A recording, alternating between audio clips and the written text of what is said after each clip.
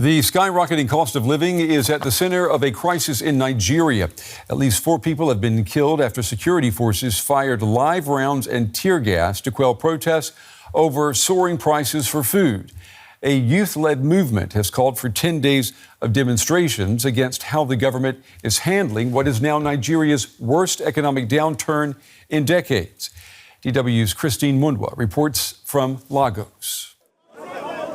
This is Lagos, but there were scenes like this in cities across Nigeria as thousands of people poured onto the streets to protest against the country's worst cost of living crisis in 30 years. Food and fuel prices are soaring in Nigeria, and people blame the government. The poverty in this country is eating deep. The corruption in government is uncontrolled, as in I don't know how to put it. There is hardship in the land. People are hungry. People can no longer afford to feed. This is a terrible government.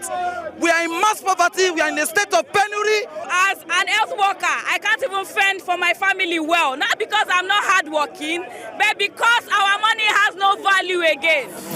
Since taking office last May, President Bola Tinubu has introduced economic reforms that have decimated people's purchasing power. The cost of living crisis has been aggravated over the past 1 year, driven by 2 major issues: the fuel subsidy removal and the unification of the exchange rate of the naira to the dollar, to other major currencies. Those 2 things are a very weird combo to happen together, and the implication is that prices have skyrocketed. The country's budget is also tight, with expenses far exceeding income. But government is still spending hundreds of millions on pay and perks for politicians. President Tinubu came in, gun blazing, and removed subsidy, asked Nigerians to sacrifice. But there's more allocation now for governors to steal. There's no accountability. The governors are not developing their states. They've gotten triple what they usually get before in terms of allocation.